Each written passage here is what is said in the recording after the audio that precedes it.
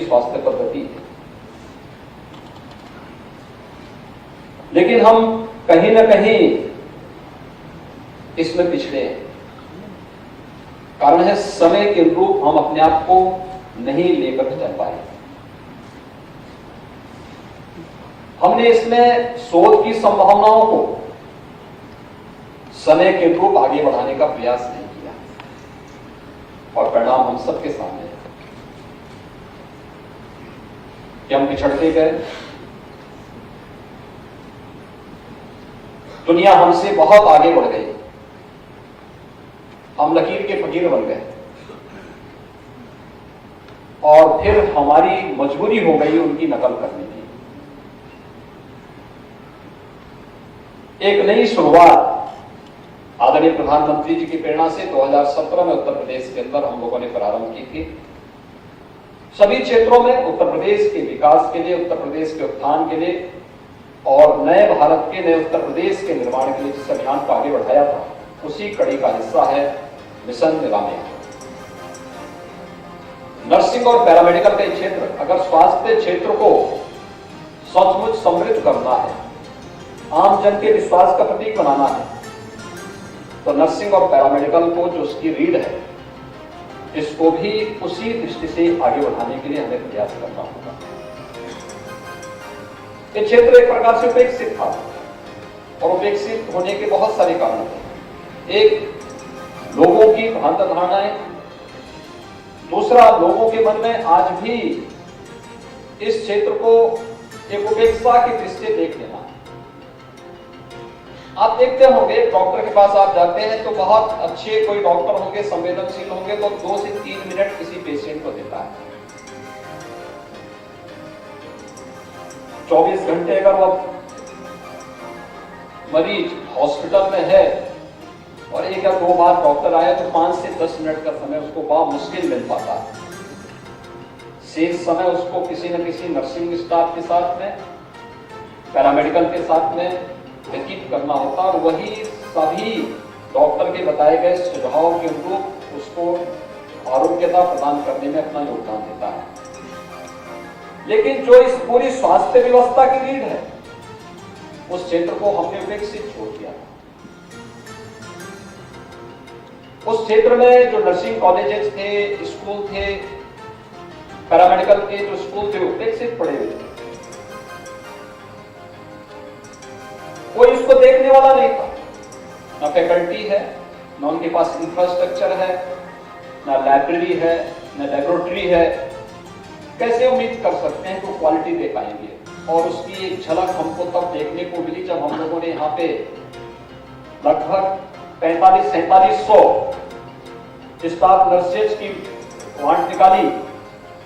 लोक सेवा आयोग से कहा गया कि इस नियुक्ति की प्रक्रिया को पूरा करें और प्रारंभ में ही हमने इस बात के निर्देश जारी किए थे कि नियम बहुत हार्ड एंड फास्ट नहीं होने चाहिए, सहज और सरल होने चाहिए, लोगों को एक अवसर मिलना चाहिए।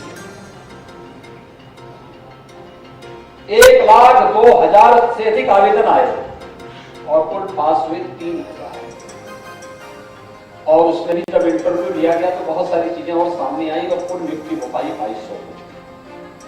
इनमें से कुछ को अभी नियुक्ति पत्र यहाँ पर केजीएमयू और एससीपीजीआई के कुछ नर्सिंग स्टाफ को तो यहाँ पर अभी नियुक्ति पत्र उनको यहाँ प्राप्त हुआ, उनको देखा, उन्होंने देखा। तो दोनों संस्थाओं ने अपने स्तर पर इस प्रक्रिया को आगे बढ़ाया था। ये संस्थानों की क्वालिटी को प्रदर्शित करता है और इसीलिए जो 6 पैरामीटर को ध्यान में रखकर के कार्य किया गया। प्रदेश के अलग अलग क्षेत्र में जो 12 ऐसे नर्सिंग कॉलेज हैं जिन्होंने अपने प्रयास से कुछ अच्छा किया है, उन्हें मेंटर के रूप में स्थापित करते थे। वे अन्य नर्सिंग कॉलेजेस को वहां पर जाकर के या वे संस्थान वहां आकर के ट्रेनिंग लेंगे, उनके इंफ्रास्ट्रक्चर को देखेंगे, उनकी फैकल्टी के साथ संवाद बनाएंगे, वहां पर उनकी लाइब्रेरी को, उनकी लेबोरेटरी को देखेंगे। इन सभी नर्सिंग कॉलेजेस के लिए भी प्रदेश भर में इनकी रेटिंग हो और उसके अनुसार उन्हें ग्रेड प्राप्त हो, इसके लिए क्वालिटी काउंसिल ऑफ इंडिया को भी इसके साथ जोड़ने की कार्रवाई की गई है। नर्सों की नियुक्तियों के लिए मेरे मानना इतना, यानी एक फील्ड आज के दिन पर ऐसा है, एक समय ऐसा था जो 90 के दशक का समय था जब लोग कहते थे कि अगर हम कंप्यूटर से इस फील्ड में आ जाएंगे, आईटी का जो फील्ड था वह सबसे ब्राइट फील्ड था। और मैं कह सकता हूं एक फील्ड ऐसा है जो व्यक्ति के जन्म लेने से लेकर के और उसके अंतिम यात्रा तक जो हमेशा ब्राइट फील्ड बना रहेगा वह है नर्सिंग का। और इस फील्ड में कार्य करने वाले खासतौर पर बालिकाओं के लिए और महिलाओं के लिए फील्ड सबसे अच्छा है। सेवा का भी है, रोजगार का भी है और स्वावलंबन का भी है, सुरक्षा का भी है। एक साथ कई प्रकार की संभावनाओं को आगे बढ़ाता है। इस फील्ड की संभावनाओं को आगे बढ़ाने के लिए यह कार्यक्रम यहां पर किसी भी उसमें आप जाएंगे, उनके लिए देश के अंदर मिलिट्री है, पैरामिलिट्री है, राज्य पुलिस बल है, राजकीय हमारे मेडिकल कॉलेजेस हैं, हॉस्पिटल्स हैं, प्राइवेट सेक्टर में सवार संभावनाएं हैं ही। हेल्थ रिलेटेड तमाम ऐसे प्रोग्राम सेंट्रल और स्टेट गवर्नमेंट की हैं जिनको जो इनके बगैर नहीं संचालित। और उन्होंने कोरोना कालखंड में बहुत बेहतरीन सेवाओं के माध्यम से अपनी क्षमता का प्रदर्शन भी किया। मुझे याद रहेगा प्रदेश के अंदर कोरोना पर प्रभावी नियंत्रण करना था, तो एएनएम की बहनें गांव-गांव जाकर के घर घर की स्क्रीनिंग करती। जब मुझे लगा कि क्या इनको डर नहीं लग रहा है, तो मैं स्वयं भी, आपने देखा होगा कि मैं स्वयं भी निकल करके फील्ड में जाता था और एएनएम के साथ जरूर किसी न किसी गांव के अंदर संवाद बनाता था। मेरा कार्यक्रम अचानक बनता है और मैं ये देखने के लिए जाता था कि जो ये मेरे पास रिपोर्ट आ रही है कि फलाने गांव में फलाने गांव में एएनएम जा रही है, स्क्रीनिंग कर रही है, तो क्या ये सच है। तो मैं भी किसी जनपद में जाता था, जनपद में अचानक बोलता था कि मुझे फलाने गांव में जाना है। वहां मैं जाता था, वहां मैं बात कर पूछता था कि भाई यहाँ कौन कौन लोग हैं, कहते थे एएनएम भी है, कहाँ है, उनके साथ फिर मैं वहां संवाद बनाता था, पूछता था क्या कर रहे हैं, कितने घरों का आपने किया, स्क्रीनिंग किया है, क्या आपका परिणाम आया है। पब्लिक से पूछता था, पब्लिक भी मुझे बोलती थी यहाँ सभी आते हैं, रोज आते हैं, हमसे बातचीत करते हैं, अगर कोई बीमार है, कोई कोरोना से संक्रमित है तो उसका उपचार में योगदान भी देते थे। यानी ये चीजें दिखाती थी कि स्वयं की परवाह के बगैर एक एक व्यक्ति की जान को बचाने के लिए जिन लोगों ने अपना जीवन उस कालखंड में कोरोना जैसे संक्रमण के समय में जो हर व्यक्ति अपने आप को बचा रहा था, उस समय अपना योगदान दे रहे थे, एक अभिनंदनीय प्रयास था। और उस प्रयास के साथ जो लोग जुड़ रहे थे उनको आखिर विभिन्न क्षेत्रों में मौका क्यों नहीं मिलना चाहिए।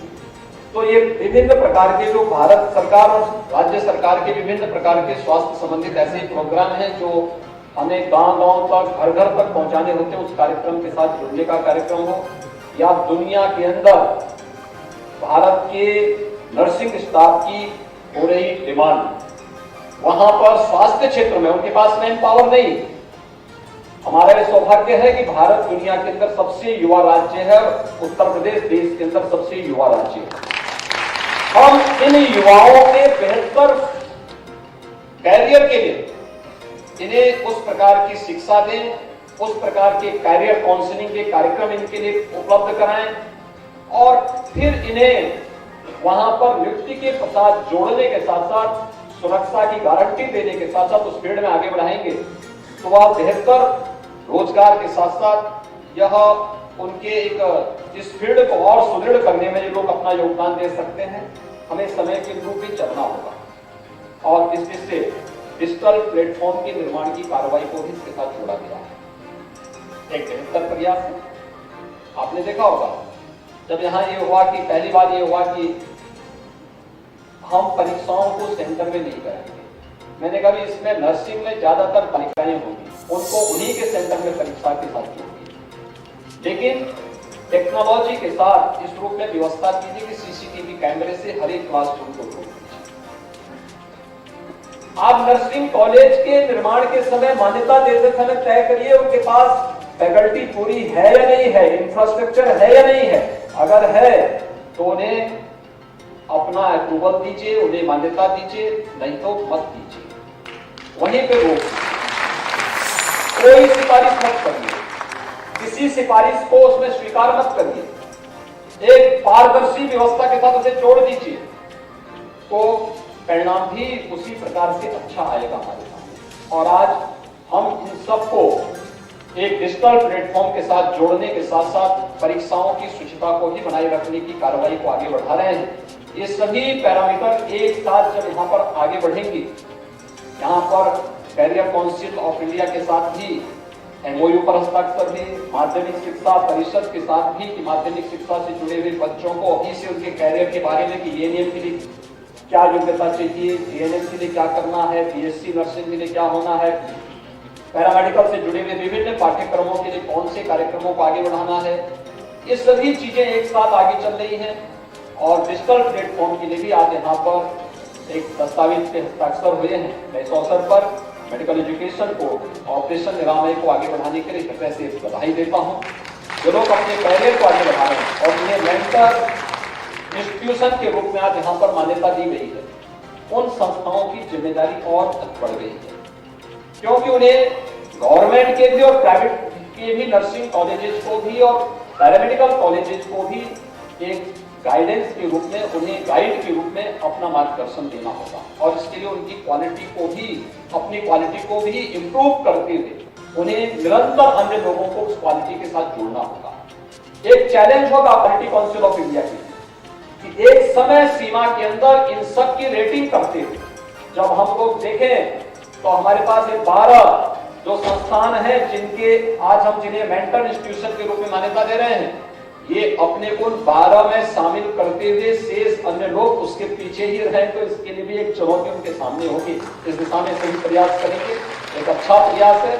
और मैं विश्वास के साथ कह सकता हूं कि पहले चरण में नेशनल एवरेज के बराबर और फिर WHO ने जो मानक तय किए उस इंटरनेशनल मानक को भी हम आगे बढ़कर के कार्य करके बेहतरीन स्वास्थ्य की दृष्टि से हम स्वास्थ्य रक्षकों को नर्सिंग और पैरामेडिकल के फील्ड में देने में सफल होंगे। इस पूरे अभियान के प्रति मेरी शुभकामनाएं हैं। धन्यवाद। जय हिंद।